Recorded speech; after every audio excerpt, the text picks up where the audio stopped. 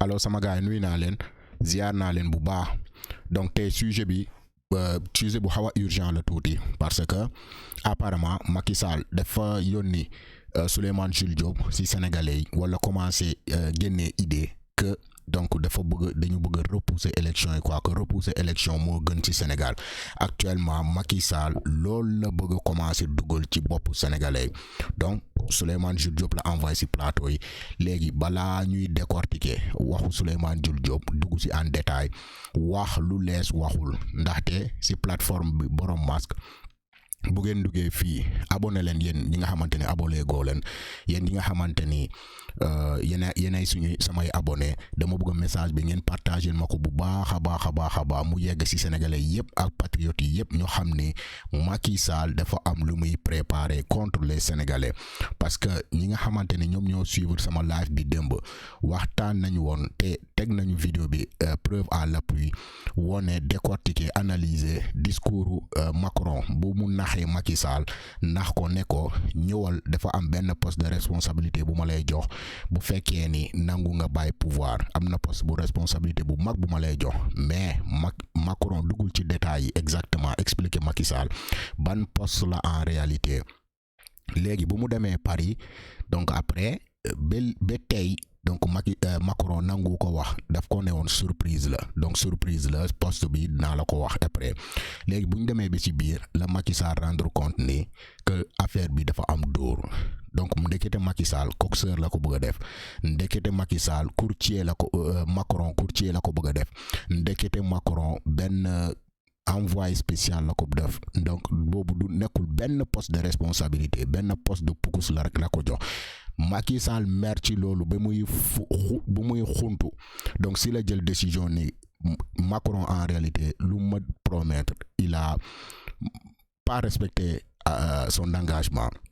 dafa engagé woon ne daf may jox poste de responsabilité man poste bu ma gën a yaakaar nekkul benn envoyé spécial wala lu tuuti lu mel noonu donc Macron daf ma teg deal daf ma utiliser pousser ma rey lu ëpp 100 sénégalais 100 jeunes pousser beaucoup de jeunes à l'immigration Nicaragua ak Europe di dugg ci gaal yi di dee ci sedd bi man ma def loolu yëpp ndekete Macron lu ma promettre lii la pour ma nekk benn simple envoyé spécial benn simple GP benn simple coxeur wala benn simple courtier donc finalement gaan bi wëlbatiku mu ne non finalement loolu arrangé wu ko lu ko gën a arrangé mooy donc il faut mu xool yoon bu nga xamante ne il peut se maintenir au pouvoir mais pour ce faire bu mu ñibbee Sénégal rapidement lu mu def mooy comment moom tamit comme am na ay booy yónni ay booyam sur les plateaux pour commencer dugal ci boppu sénégalais yi que Sénégal lu ñu arrangé actuellement mooy dëkk bi jaxasoo na trop lu ñu arrangé mooy ñu repousser élection yi tëggaat donc lépp li nga xamante ni loolu la ñu war a tëgg loi yi ñu defaraat ko parce que donc kon tey le Sénégal soog a am loi yu bon n'est-ce pas Sénégal depuis tout temps depuis temps wu Ablaye Wade loi yi fu nekkoon kenn mosu leen utiliser ni ko Macky Sall di utiliser donc Souleymane Jules Diop mu ngi ñuy bëgg a gëmloo ni que loi Sénégal pour la première fois donc loi yi commencé nekk loi yu bon n'est-ce pas donc loi yi xamuñu woon ne loi yi dafa bon ba Macky Sall ñëw ba mu commencé di exercer loi di ko teg nit ñi di ko imposer nit ñi di bañ a respecter loi donc si lañ xam ne ndekete loi yi baaxul lay mais nañu déglu Souleymane Jules Diop ñu décortiquer parce que plateforme bii nii dañuy waxtaanee lépp lu lees waxul lu gars yi wax duñ ko dégg de lu ñu waxul la ñuy dégg parce que nit ki chaque fois loolu la nit ki bu waxee ba jeex lu mu bàyyi ci biir moo gën a important que lu mu bëgg yow nga dégg ko te lu mu bàyyi ci biir donc te loolu nekk intention te waxuñu ko ñun boobu la ñuy càmbar tey analyser ko gëstu ci donc après jox ko sénégalais yéen yëpp ngeen xam ni ces gens là lu ñu nar ci Sénégal donc ñu déglu Souleymane Jules Diop ñu commencé ko déglu di ko pose en même temps ñuy analyser ok bismillah. J'ai appelé, notamment il m'entend, il peut en attester, Alioune Tine pour lui dire, Alioune, ce que je vois avec tout ce qui s'est passé, avec le refus d'Ousmane Sonko d'aller répondre à la justice. mu ne moom dafa woo Alioune Tine ne ko man d'après situation bi nu ma ko gisee nii yëpp ak Ousmane Sonko nu mu bañee dem répondre ci justice sama gars yi déjà que loolu fausse information la mu ngi jéem a désorienter sénégalais yi di leen dugal ci li nga xamante ni logique bu nga xamante ni moom la bëgg ñun ñu dugg Ousmane Sonko musul wax ni dafa bañ a dem wuyu justice n'est-ce pas Ousmane Sonko dafa musa wax ni man balaa may dem di dem wuyu ji justice parce que dama constaté ni que à chaque fois su may dem wuyu ji justice luñ may teg dafay bëri dinañ ma gaz dinañ jéem a jël sama bakkan dinañ teg ay nervis ci sama yoon bi pour ñu faagaagal ma dinañ def affaire de façon n'importe quoi xam nga pour ma bañ a yegg sax presque ci tribunal bi luñ may teg dafa bëri léegi dama bëgg léegi à chaque fois que su may dem wuy ji tribunal soit ñu bàyyi ma directement man ma demal sama bopp ba ma yegg foofu ou bien ñu assurer sama sécurité jusqu'à ce que sama bakkan du nekk ci xottu gerte pour dem wuy ji tribunal kese wuy ji tribunal warul tax nit ki nga risquer sa bakkan war a nekk ci xottu gerte ñuy bëgg a ñaata yoon lañu musa attenter à la vie de Ousmane Sonko ba bu mujjee bi moom la ñu yóbbu ko hôpital buñ ko asperger seen poison boobu ba yóbbu ko hôpital ba ay analyse confirmé ni loolu poison la mais teg loolu nit tout ça pour dem répondre si tribunal si la Ousmane Sonko décidé ni que man ay garantie laa bëgg léegi à partir de maintenant balaa may dem di wuy ji tribunal donc Ousmane Sonko musul bañ ni dafay dem répondre tribunal saa yu mu ko woowee nangu na dem répondre donc Souleymane Jules Diop mu ngi dugal ci maaynu nit ñi nga xamante ni comprendre ñu que Ousmane Sonko moom moo bañ a répondre justice donc jàpp na ni que le refus boobu noonu boobu dafay créer ay problème te Ousmane Sonko bañul fen boobu mu deñ depuis maintenant boobu ñu dindi ko tout de suite que Ousmane Sonko musul bañ dem répondre tribunal dafa laajoon ay garantie te état ne ko du ko mus a jox garantie yooyu parce que ñoom si seen bopp bëgguñu mu dem répondre tribunal loolu moo leen arrangé donc affaire yi loolu la état moo empêché Ousmane Sonko mu dem répondre tribunal du Ousmane Sonko moo bañ a dem répondre tribunal fen boobu dégagé nañ ko hors jeu. Je ne vois pas comment l'État pourrait perdre la face. Je ne vois pas comment l'État pourrait perdre la face maanaam donc si situation bi nii gisuma fu état bi di ñàkkee wala fu état bi di en position de faiblesse par rapport à Ousmane Sonko kenn soxlawul état di perdre face parce que dans tous les états donc on cherche pas donc di perdre face avec une personne donc état du xalaatee si logique boobu noonu c'est pas logique ay logique ku nit la par exemple du ay logique état lu muy garantir nit ki mooy même criminels yu gën a mag fii aux États-Unis suñu leen di yóbbu kaso ba tribunal sécurité bu mat sëkk lañ leen di garantir au moins l'état quand tu es dans les mains de l'état ta vie est sûre donc kenn ku la mere sa boy nga rey sa soxnaam ak ay doomam mu bëgg la mere ba rey la donc balaa yow nga yegg tribunal état dina def tout pour sàmm sa bakkan pour protéger la jusqu'à ce que entre kaso bi wala entre sa kër ak tribunal dara bu mu la bañ la jot donc loolu amul ça veut dire que donc l'état ne peut pas perdre la face donc ay nit ñoo nekk incarné soi-disant suñu état ñoo bëggul perdre la face ay nit ñi nga xamante ni des orgueilleux des mbaam des imbéciles ñi nga xamante ni confondent l'état avec leur propre personnalité seen humeur seen sentiment yi ak seen émotion yi la ñuy doxalee état donc mooy tax ñu kii muy ne donc l'état ne peut pas perdre la face c'est pas la face de l'état ne peut pas perdre la face l'état ne perd pas de face parce que l'état c'est pas un humain comprends ay nit ñooy perdre seeni face parce que des cons qu'on a mis à la tête de l'état ñu yaakaar ne l'état seen moomeelu bopp la seen yëfu personnel la donc wax boobu noonu bu mu wax noonu amul sens donc l'état ne perd pas de face parce que l'état garantit à tout le monde une sécurité minimale bu nga xamante ni boo bëggee dem wuy ji convocation wu état nga mun a dem wuy ji convenablement parce que c'est Ousmane Sonko garantie bu mu waxoon suñ ko joxee donc lii problème bi yëpp du posé donc fenn na ci côté bi tamit ñu kon ne. Je crois que sa mise en détention, son arrestation est inéluctable. Et je lui ai dit... Voilà, son arrestation était inévitable. Parce que, gis ngeen lu mu wax Ousmane Sonko nu mu bañee répondre donc justice arrestation bi moom c'était inévitable il fallait que ñu arrêté ko justice du doxalee noonu parce que justice nu muy doxalee du doxalee ak émotion du doxalee ak parce que nit moo mer nit moo jàpp ni yow man maa la convoqué nga bañ kon dinaa la teg daan comprendre dafa war a nekk ci ay loi su koy wax dafay wax loi bi dafa wax ni suñ la convoqué demuloo wuy ji justice donc justice dafa am na moyen pour dem jëli la wala et cetera donc moom nu muy waxee ay sentiment personnel Macky Sall la nekk di wax te di ngeen déglu bu ngeen dégloo de si biir dañuy xam ni Macky Sall moo ko yónni en réalité mais il fait semblant que mon analyse lay def quoi Macky Sall yónneewu ko état du fonctionner no état ay loi am dafa leer nañ si cas bu nekk voilà cas bu nga xamante ni moo nekkoon cas Ousmane Sonko état dafa ne nit bu nga xamante ni état convoqué na ko te nit ki bañ a wuyu ji convocation état am na droit te fekk nit boobu nu amul benn gàllankoor pour ñëw répondre justice état am na droit dem jëli nit kooku noonu présenter ko par la force donc si état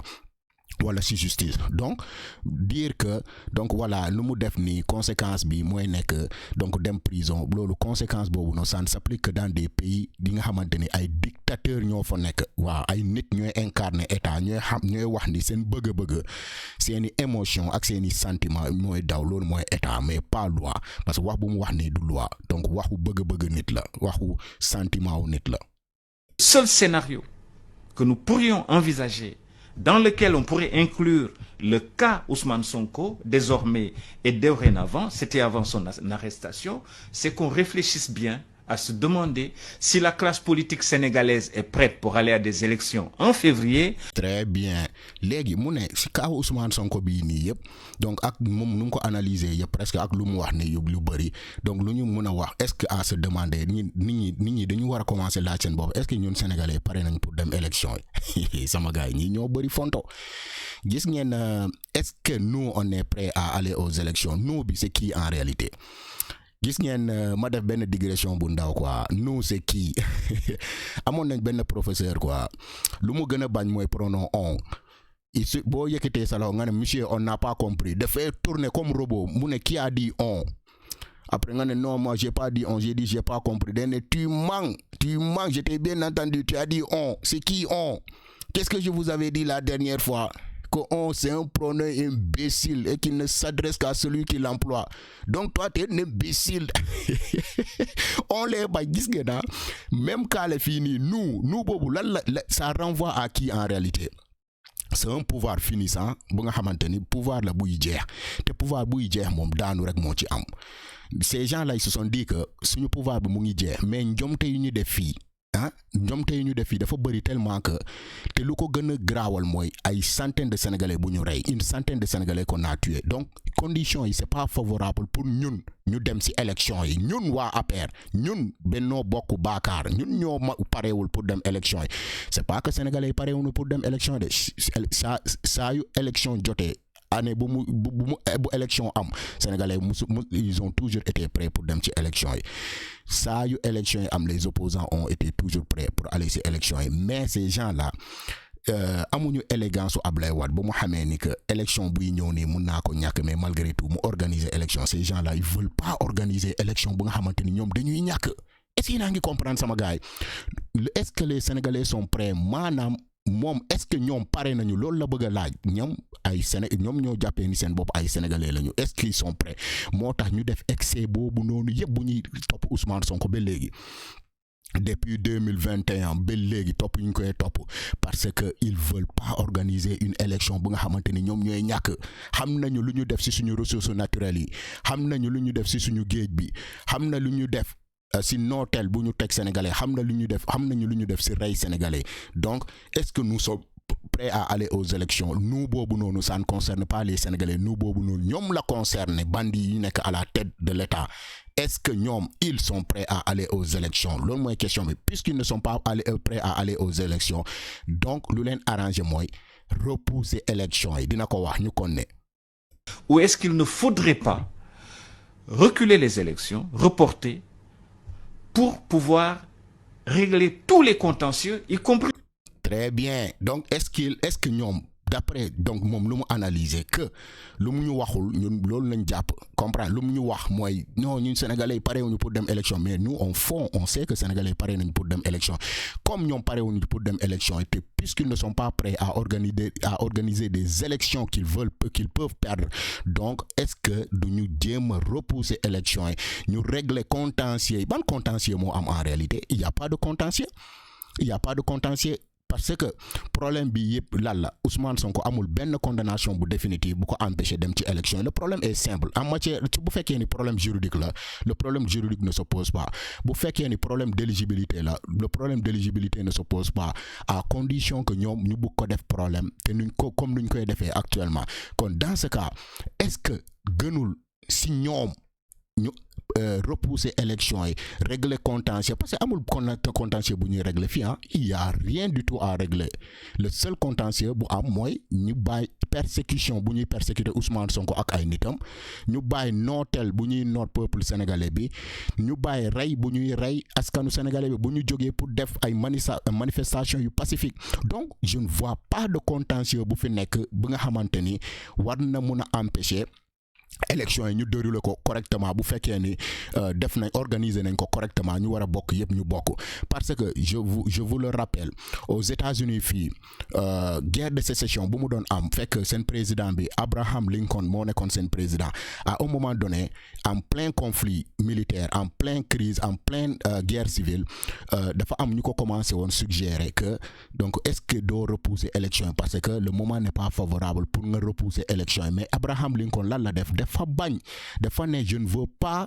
ma yëkkati li nga xamante ni ça peut être un précédent dangereux bi nga xamante ni les générations futures donc si lii la ñuy inspirer pour def ko xool leen la grandeur de ces hommes là xool leen la grandeur de ces esprits c'est parce que en période de guerre civile lan moo am Sénégal ba nit war a repousser élection bu gën a graaw temps yële noonu États-Unis bu mu nekkee woon ci guerre civile gars yi di reyante le gouvernement ya am ay état yu jóg nee nañu du ñu abolir esclavage ñu jël gànnaay di xeex contre le gouvernement guerre civile Abraham Lincoln ñu suggéré ko pour mu repousser élection mu bañ ci période boobu noonu lan lu graaw moo am Sénégal ci waxtu bii nii ba ñun ñu war a repousser élection yi jàpp na ni y a des contentieux y a une crise donc Sénégal dafa nekk ci situation bu nga xamante ni amul élection bu normal bu ñu mën a organiser foofu loolu waxu tappale la waxu saay-saay la waxu bandi la waxu n'importe quoi la il raconte du n'importe quoi loolu mënul nekk le seul problème mooy que jàpp nañ ni élection bi bu déroulé normalement te buñ ko organiser wee correctement ñu war a bokk yëpp bokk lu loi ku mu empêché wul bokk ci élection nga bokk ci élection yi il ne voit pas la chance bi nga xamante ni ñoom mun nañu gagner élection bi te élection bi nii ñoom affaire de c'est une question de vie ou de mort pour ñoom suñu pertee élection bi xam nañ ni que ñu bëri dinañ dem kaso ñu bëri dinañ exiler daw Sénégal ñu bëri ils vont rendre compte aux Sénégalais te loolu la ñuy bañ donc c'est une question de vie ou de mort puisqu'ils ne sont pas prêts donc il faut chercher tous les prétextes nécessaires pour repousser les élections loolu la nekk di dugal ni ci bopp sénégalais te duñ ko nangu. Les contentieux juridiques d'interprétation de nos textes. Des contentieux juridiques d'interprétation de nos textes depuis kañ la suñu textes yi commencé am ay interprétation yu bon depuis de tout temps c'est les mêmes textes qui étaient là. Alternance yu amoon yëpp c'est les mêmes textes qui sont là Macky Sall moo ñëw di changer texte yi di fooye suñuy texte di fooye suñu constitution di ci dugal ay éléments pour empêcher ay nit nekk ay candidats képp ki nga xamante ni jàpp na ni opposant bu sérieux nga yow mun nga représenter une menace donc pour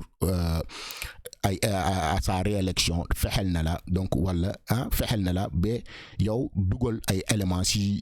justice pour éliminer la donc suñu texte yi musul am problème suñu interprétation musul am problème juge décidé ni Ousmane Sonko da ngeen ko war a jox fiche de parrainage te décision boobu dañ ko waroon appliquer ci saa si ban problème lañ am ban interprétation moo ci nekk lu dul am benn pouvoir bu fi nekk bëgg a jaay doole si li nga xamante ne lépp lu mu am si justice lu ko arrangé mu appliqué ko lépp li nga xamante ne am na si justice te arrangé ko mu bañ ko appliqué ban interprétation moo fi am sama gars yi ñun xalaat tuuti ban interprétation moo fi am c'est ces intellectuels malhonnêtes ñi nga xamante ne comme du genre de Souleymane Jules Diop ñii ñoo yàq Afrique en réalité ñii ñoo yàq Afrique ces bandits de grand chemin ñi nga xamante ni soi-disant dañu jàng soi-disant ay intellectuels lañu mais foncièrement malhonnêtes des malhonnêtes gis nga borom xam-xam bi nga xamante ni dafa malhonnête ci kaw xam-xamam kooku moo gën a dangereux sur terre ces gens là noonu la ñu mel donc dafa bëgg a utiliser xam-xamam ak sa malhonnêteté pour dem jéem a expliquer Sénégalais yi que dañu am ay problèmes juridiques expliquer Sénégalais yi que donc ñun dañu am ay problèmes d'interprétation de nos textes te loolu musul woon nekk problème ba tey nii bu nga xamante ni Macky Sall décidé ni que vaille donc dafay éliminer Ousmane Sonko non mais Sénégal du dem déglu leen. Nos textes sont mal écrits, nos textes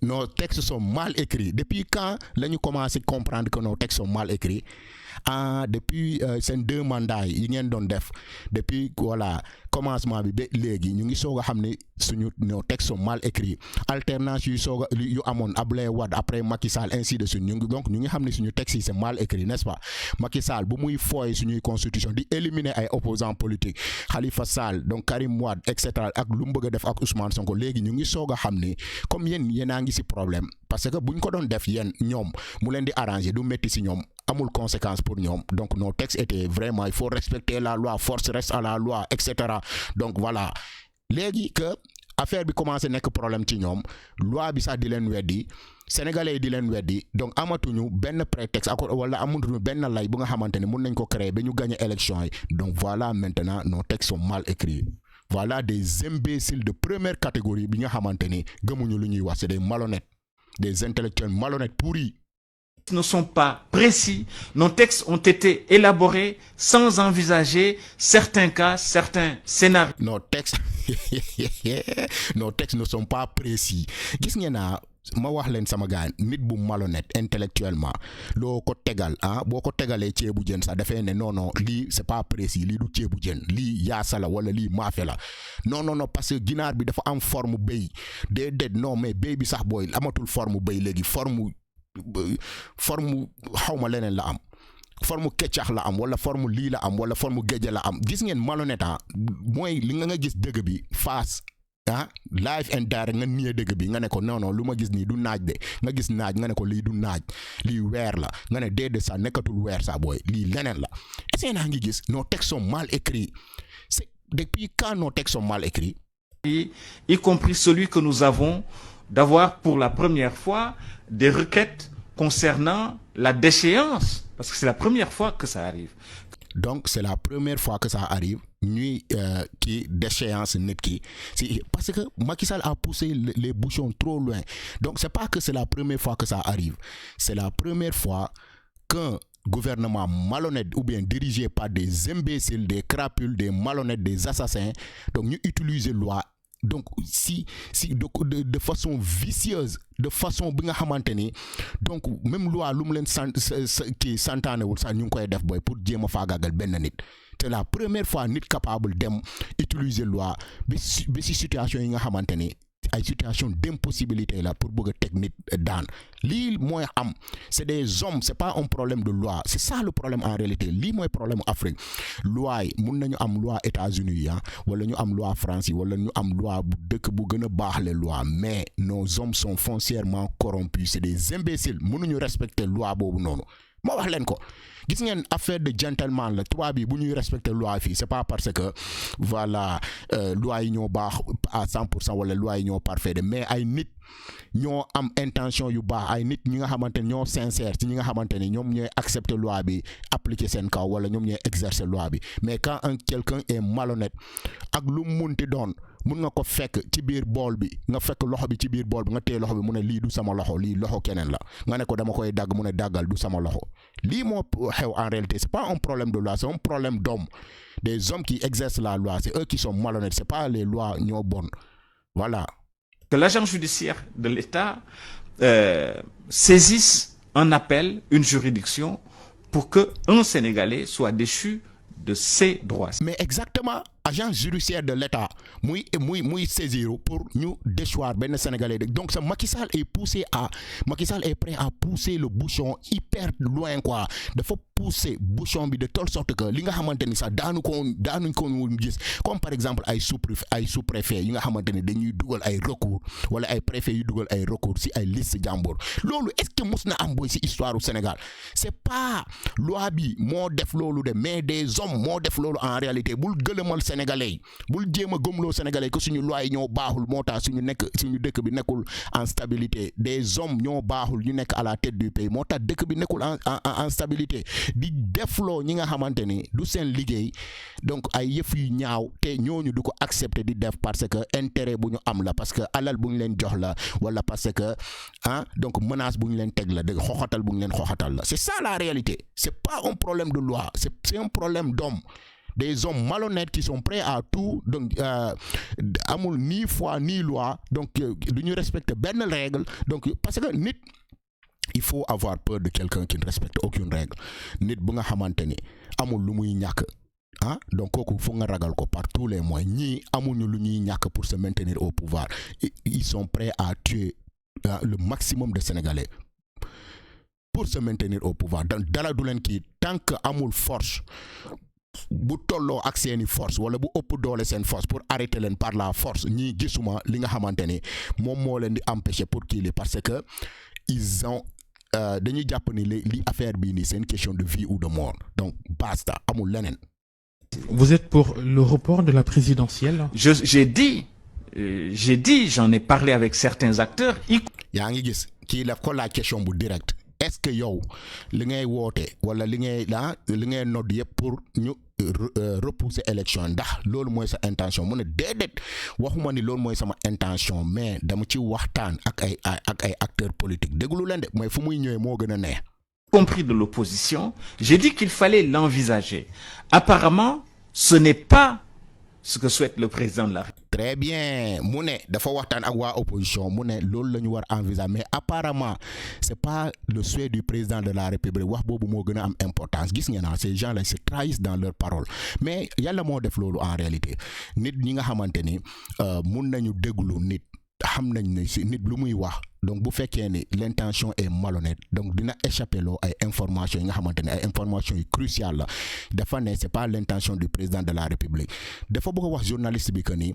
en réalité président bi moo ma yónni quoi mais bëgguma wax ni que président bi moo ma yónni de c'est pas l'intention du président de la République man sama waxu bopp la sama analyse bopp la sama gis-gisu bopp la amoon naa année bi yëpp pour wax ko wala amoon naa donc tout le temps donc bu affaire bi commencé pour ma wax ko mais maa ngi soog a gis ni que voilà par miracle quoi mu ngi soog a gis ni que donc loolu du waxu président moom waxam la du intention au président moom intention la donc pour ñu repousser élection yi quoi donc que les Sénégalais n'aillent pas chercher donc du côté du président quoi donc président moo ma yónni waaye bugguma wax que président moo ma yónni te mënuma wax que président moo ma yónni quoi mais donc damay wax ni idée bi si man la jóge quoi toi tu pèses quoi ba idée bi di jóge si yow toi tu vaux quoi sur la scène politique ba idée bi di jóge si yow boo naree présenté tey doo am benn nit zéro nit bu lay votel boo demee boo amee bureau de vote fu nga xamante ni yow candidat nga foofu zéro votant ngeen am foofu donc yow sa pensée boobu noonu bu fekkee ni si yow la jóge ban importance la war a amal sénégalais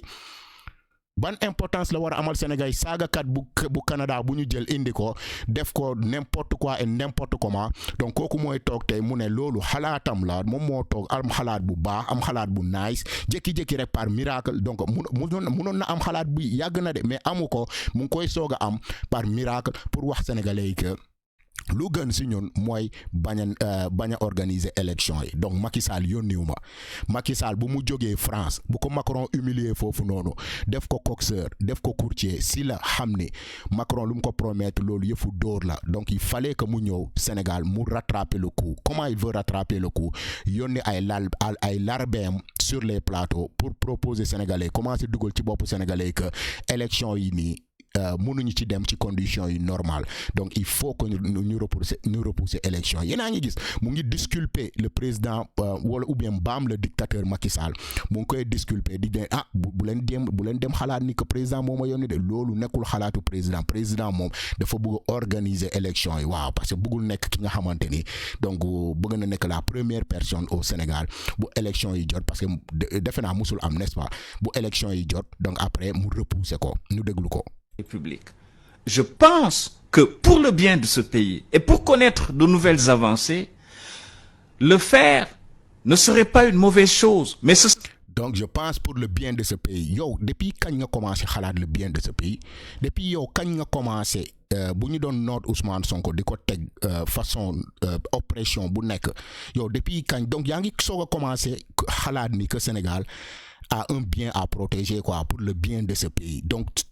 tout bêtement donc tu es devenu donc le bon samaritain qui nga xamanteni hein, donc il a de bonnes intentions pour le Sénégal quoi, non seulement exploiter le Sénégal du maximum que tu peux, mais tu veux continuer à exploiter le Sénégal et les Sénégalais. Bugo dem xam nga ni élection bu nek ci kanam buñ ko défé di nga ñak, même buñ empêcher Ousmane Sonko mu dem ci élection yi bu amé représentant bi moy gagner élection yi té ce sera foutu pour vous. Macky Sall dañ koy yobbu donc haute trahison té yeen ñep ñi nga xamanteni tous ceux qui ont quelque chose à se reprocher, ils vont faire face à la justice. Donc bizarrement légui par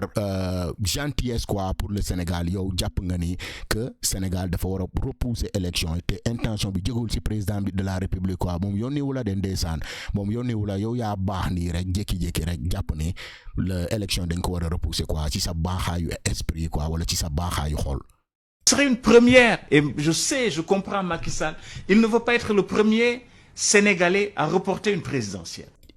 Voilà, il comprend Macky Sall. Donc encore une fois de plus mangi wax mais bu len japp ni que président moma yoni quoi, donc comprendre na président. D'ailleurs sa président bi mom bëggu repousser élection quoi, te comprendre nako. Est-ce que nangi gis mu ngi wax lu président bi bëgg, mais en même temps mu ngi gëmlo ni que président bi bëggul lolu quoi. Est-ce que c'est nangi gis sama gars? Ça veut dire que il cherche à nous baiser, donc en nous faisant croire qu'il ne nous baise pas quoi. Est-ce que j'ai pas trouvé les mots convenables pour exprimer ce sentiment de malhonnêteté bi nga xamanteni, mais ñi buñ dé duñ dem aljana, ñaata tuub lañu wara tuub. Est-ce qu'il il est en service commandé, il est en mission commandée? Non, président bi beaucoup repousser élection et d'ailleurs ça comprendre nako quoi. Mais ñun en tant que ñun sénégalais buñu xalaté buñu influencer population bi mun nañ né dafa melni nga deflo nit ki ben affaire après nga né ko dédé yow defo ko dé dafa bëgg ma wax leen ben affaire. Macky Sall dafa am lu mu bëgg mu yónni ay larbem pour ñu dem ci plateau yi exprimer ko, mais dañu bëgg gëmloo Sénégalais que non affaire bi ci ñun la jógee déedéet jógul ci moom. Dafa mel ni bu mu nee donc affaire damay def 5 ans quoi, du ma def 7 ans yi quoi, mais affaire bi en réalité jógul ci man quoi, man sama intention bi dama ko respecté woon quoi. Léegi si conseil constitutionnel la jóge quoi, jógewul ci man. Est-ce que yéen a ngi comprendre? Il veut faire quelque chose mais nous faire croire que donc ay bons samaritains de bons esprits ñoo toog xalaat ni en réalité Sénégal nekkul ci situation bu nga xamante daf ñuy arranger pour ñu dem ci élection moo tax demuñu ci élection yi quoi, mais jógewul ci moom quoi. Té avant après tout moom lay arranger waaw moom lay arranger parce que élection bu amé daf koy perdre voilà, donc jógul ci président. Et je le comprends de ce point de vue. Il ne veut pas être encore qu'on lui dise vous aviez donné votre parole et vous êtes en train de vous renier. Voilà, non Macky Sall bugul quoi gars yi jàpp ni que moom dafa joxe kadduam ba pare quoi. Fan la nekkee kaddu Macky Sall pour commencer élection yi dafa am date, lii du kaddu Macky Sall, c'est pas Macky Sall mooy décider ni que voilà man dans 3 ans, dans 2 ans, dans 5 ans, dans 20 ans ban damay organiser élection. Déedéet élection yi dafa am date républicaine. Du Macky Sall mooy décider que non damay organiser élection wala bañ a organiser élection. C'est ça le problème. Pourquoi c'est à Macky Sall de décider cela? Donc Macky Sall bëggul nekk nit bu nga xamante ni dafay renier quoi. Mais combien de fois, how many fucking time la Macky Sall renier ci biir Sénégal? Waxul ni du élire wala du nommer rakam si kii de nomination, du ko jox benn titre de nomination, def na ko wala defu ko. Macky Sall waxul ni dafay def 5 ans au lieu de 7 ans. Est-ce que respecté na ko wala respecté wu ko? Macky Sall lan la musa wax fii te renier wul boppam, loolu laa bëgg nga wax ma ko. Macky Sall lépp lu mu promettre renier na boppam. Promettre Ousmane Sonko mois de juin mois de mars 2021 bu problème bi yëpp amee sëriñ bi ne ko mu teg ko ci suuf, promettre sëriñ bi ko daf koy teg ci suuf. Macky Sall ban engagement la musa jël si life am bu nga xamante ne respecté na ko? Andul ak Ablaye Wade, mu trahir Ablaye Wade, jël doomam tëj ko kaso. Macky Sall mais wax leen ma ci biir Sénégal donc Macky Sall tout un coup yàlla def ko def ange quoi, léeg-léeg dafa def ni mu baax all of the sudden donc wala tout à coup donc mu jékki-jékki rek baax ne donc man du ma renier sama parole quoi. Te lii li nga ngay renier da ngay mën a renier déjà li nga xamante ni sa parole la yow yaa ko moom, lii moomuloo ko du sa parole, nan nga ko mënee renier? Tu peux pas renier li nga xamante ni du sa parole. Calendrier républicain la. donc nekkul parole Macky Sall lu nekkoon parole Macky Sall yëpp renier na ko moo nekkoon du def 7 ans te def na 7 ans moo nekkoon du nommer frère am ci poste de nomination nommé na frère am ci poste de nomination moo nekkoon Serigne bi wax ko ni affaire bi mu teg ko ci suuf mars 2021 tegul affaire bi ci suuf et cetera et cetera et cetera Macky Sall lan la Moussa wax sénégalais te renierwul boppam benn doomu xaram benn kuti bu damma xoonam di renier ay paroles donc all of the sudden donc tout à coup comme subitement quoi donc le monde est beau Macky Sall jékki-jékki na mu baax il a été touché par la miséricorde divine léegi moom du renier à sa parole quoi yow yaay xaj yow yaay doomu xaram di défendre l'indéfendable di défendre ki nga xamante ni doomu xaram la musul waxam mu respecté ko yow tu es prêt à te mettre en danger, tu es prêt à te sacrifier pour défendre l'indéfendable, pour défendre li nga xamanteni yow au fond de toi xam nga ni yalla andu ci yonente bi andu ci sa ngor andul ci li sa diine andul ci li tu le fais pour un mortel sama gaay gis ngeen ni nit su nekkee ci situation bu bon naka la mu ne rabaisser boppam nit bu jàppee ni que sa survie est en jeu pare na pour ñàkk ngorom pare na pour ñàkk dignité am pare na pour ñàkk noblesse am bu fekkee ni mus nañ am noblesse parce que gëwuma ne nit yu mel nii mus nañ am noblesse parce que li ngay ñàkk dafay fekk nga mus ko am ba pare. Vous aviez dit que le 25 février, vous organisez des élections et vous partez. Le 2 avril, vous êtes en train de revenir sur votre parole. Je le comprends. Vous êtes en train de revenir sur votre parole. Je vous le comprends. Donc, organiser une élection. Parole ou Macky Sall, quoi. Donc, Macky Sall, moi, bayu Sénégal. Moi, Sénégalais.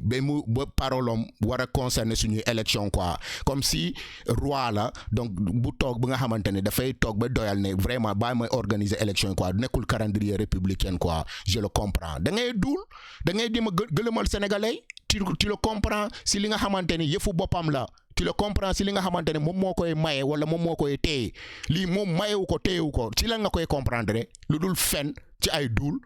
donc c'est des mensonges. Mais le Sénégal le vaut, le bien du Sénégal vaut cela et donc le Sénégal le vaut, le bien du Sénégal vaut cela. Donc vraiment Macky Sall comprend nako. Macky Sall du musa def lolu quoi. Selon Souleymane Jules Diop. Macky Sall mbam le dictateur du musa def lolu quoi. Mais il le faut. Il le faut. Ñun ñoko koy imposer. Est-ce que na ngi comprendre sama gaay gaay bi fu mu bëgg ñëw gaay. Il le faut. Ñun ñoko koy imposer Macky Sall nitu honneur la Macky Sall nitu bu noble la Macky Sall setu baax la Macky Sall fan la nekkee loolu yëpp dam ma xoonam booy ci biir Sénégal fan la nekkee loolu yëpp donc subitement Macky Sall loolu yëpp la nit bu baax la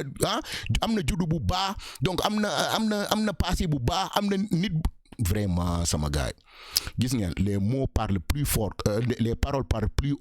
fort que les mots ay mots yi ngeen di utiliser ni pour dem dóor sénégalais xool leen jikko Macky Sall yéen waa Sénégal xool leen comportement Macky Sall ngeen kii lu muy décrire nit bu muy décrire nii ak yéen nit bu ngeen xam est-ce que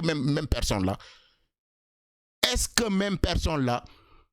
donc il le faut ñun ñoo ko koy imposer ñun ñooy wax ni Macky Sall booy fii amul issue donc élection yi moom foog nga aj ko waaw parce que ñun élection ñu fay demee nii c'est pas sûr que dinañ gagner te xam nañ ni dinañ perdre te on sera tous en danger donc il faut nous faire gagner du temps c'est ça le discours en réalité lu mu waxul loolu la il faut nous faire gagner du temps parce que on n'a pas le temps suñu demee ci élection yi waxtu bii nii dañuy daanu candidat bu nga choisir du candidat te d'ailleurs ça dinañ ñëw ci loolu critiquer na Amadou Ba parce que ces gens là tout est lié ils savent qu'ils n'ont pas le bon candidat. Ils savent que defuñu fi ci Sénégal li nga xamanteni sénégalais dinañ leen voter quel que soit sàcc bu ñuy sàcc élection mun nañu sàcc élection trop mais duñu mus a gagner parce qu'ils savent ce qu'ils ont fait aux Sénégalais donc voilà d'après lu ñu xam yëpp ak sondage yu ñu def yëpp depuis sondage yi depuis leen mais résultat yi chaque fois ça ne change pas Ousmane Sonko mooy gagner wala ku mu àndal mooy gagner donc ils sont dans la panique totale donc il faut ñu repousser élection pour l'intérêt de qui ñu ngi bëgg nax sénégalais que pour intérêt sénégalais là alors que pour sen intérêt bopp la doomu xaraam yi. De ce point de vue, moi je salue le courage de Boubacar Camara qui a osé posé. Donc je salue le courage mu ngi jaxase Boubacar Camara ak sénégalais qui a osé donc parce que loolu il faut nga am courage nga def ko ban courage la war a laaj pour nga déclarer ni que voilà ñun nañu repousser élection kon moom tamit lu muy def nii def ci am courage ban courage la mën a laaj. Donc il a osé quoi, donc je salue son courage. Boubacar Camara na nga génn publiquement nga wax sénégalais yépp que gaan bi bu mu la jéema dugal gaan bi bu mu la waxloo li nga waxul. Donc ces gens là ils sont prêts à s'agripper dafa mel ni nit buy lab loo gis feuille morte boo gis sax muy flotter ci kaw ndox bi di nga ko jàpp booy pour jëm ci langaamu sachant bien que feuille boobu noonu mënu la sauver. C'est ça la réalité, nit buy lab la. Ces gens-là sont en train de se noyer, ces gens-là sont en train de perdre le contrôle. Ils sont en train de faire tout bouée de sauvetage la ñuy uti fu nekk pour agripper aussi loolu noonu jéem ko jàpp yéen waa opposition gars yi ils sont en train de vous tendre un piège. xalaat leen bu baax ngeen use seen mind parce que ci opposition am na ñu bëri ñi nga xamante ni sont aveuglés par leurs intérêts, ils n'utilisent pas beaucoup leur cervelle. Utilisez leen seen mind bi, ces gens là ils sont en train de vous manipuler, ils sont en train de vous pousser si li nga xamante ni après dañuy mujjee ne d'accord nañu ak ñii ñoo décidé. Finalement c'est l'opposition, parce que wax bu gën a neex Macky Sall actuellement mooy que c'est l'opposition qui a décidé le report des élections. bàyyi leen xel ci lii bu baax a baax sama gaay, c'est l'opposition qui a repoussé les élections. Phrase bi moo gën phrase yi yëpp bu Macky Sall di xaar ci jamono bii ni. Donc yéen waa opposition ne tombez pas dans le piège, ne faites pas l'erreur de dire publiquement que Sénégal dafa jaxasoo bu nga xamante ne dañu war a repousser élection bi ñuy agrippé aussi loolu def ko seeni bouée de sauvetage pour jéem a repousser élection yi. Donc tout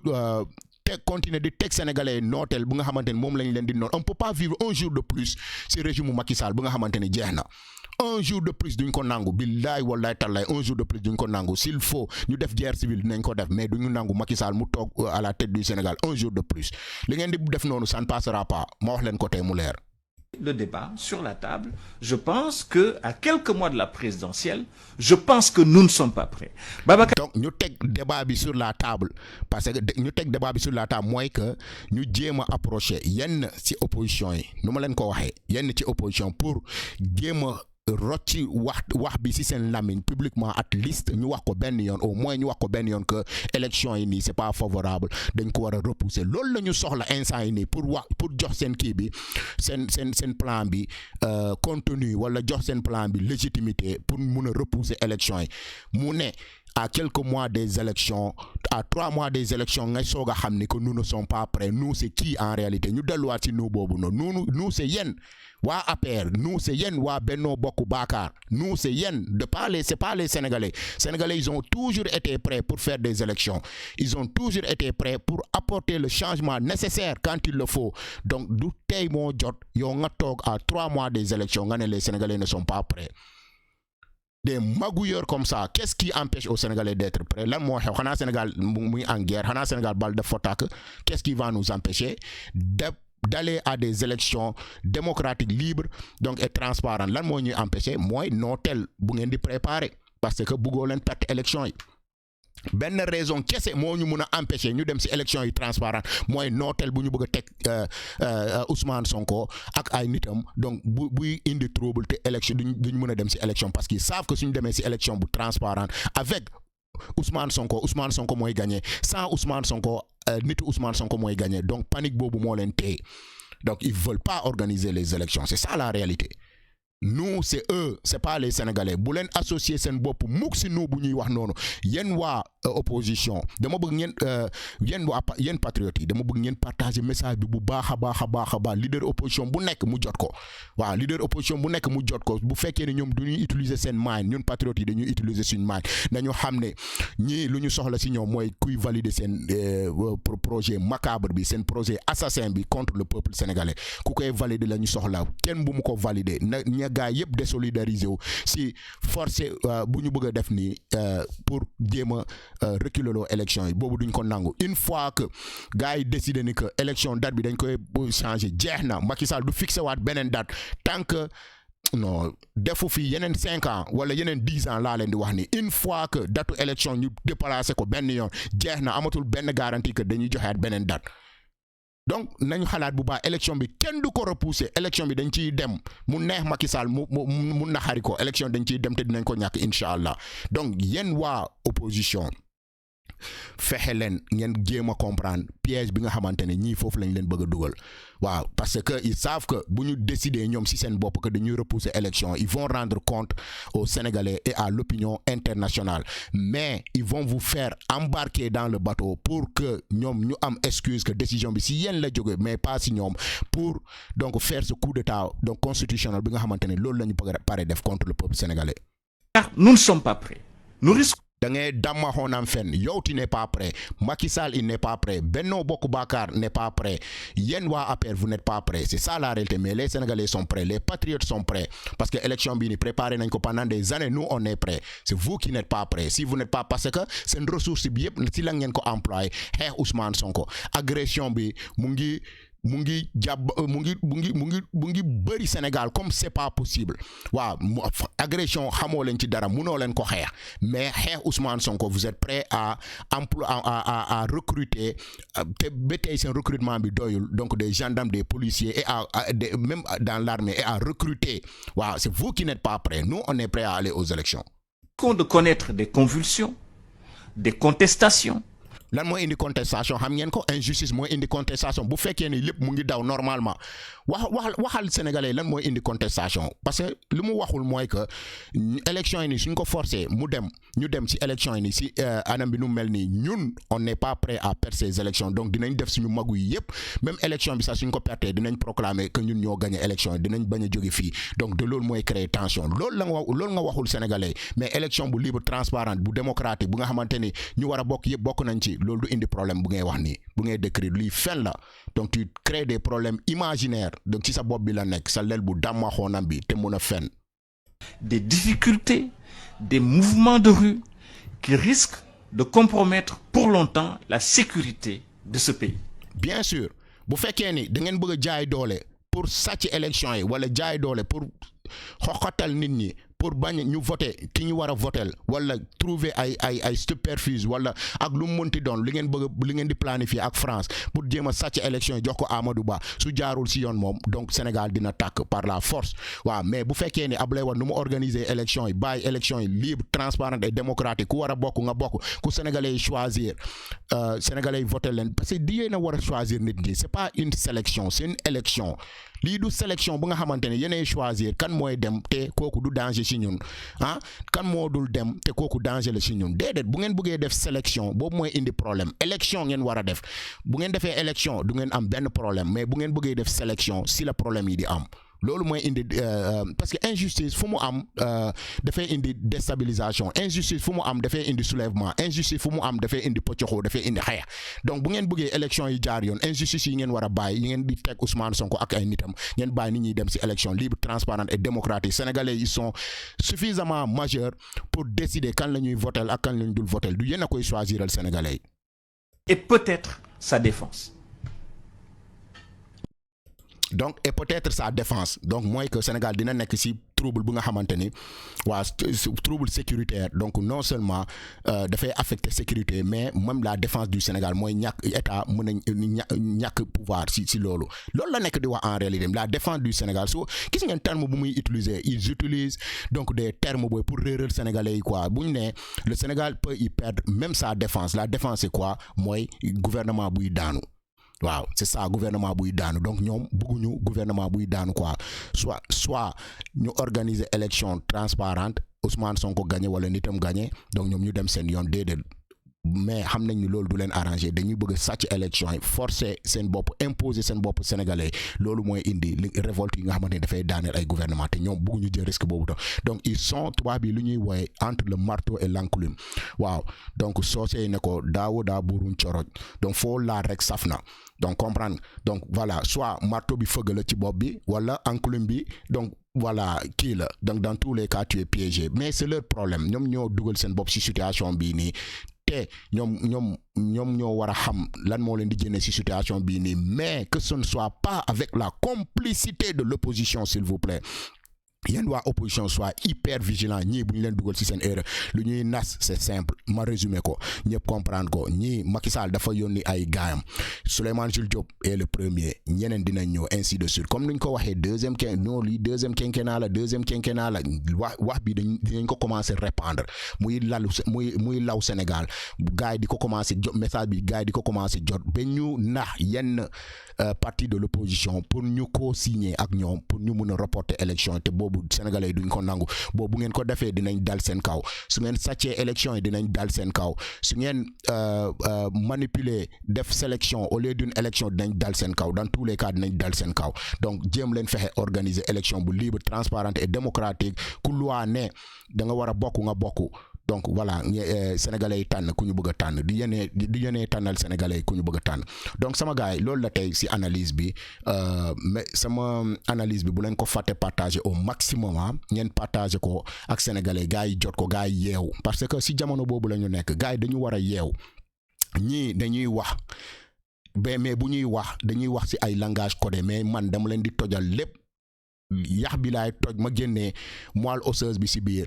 ñu exposer donc seeni fen exposer seeni manipulation exposer li nga xamante ni boobu mooy seen intention cachée donc envers le peuple sénégalais donc maa leen di remercier di leen sant di leen gërëm peace love and harmony bu leen fàtte abonné partager aimer donc peace love and harmony ba beneen incha allah.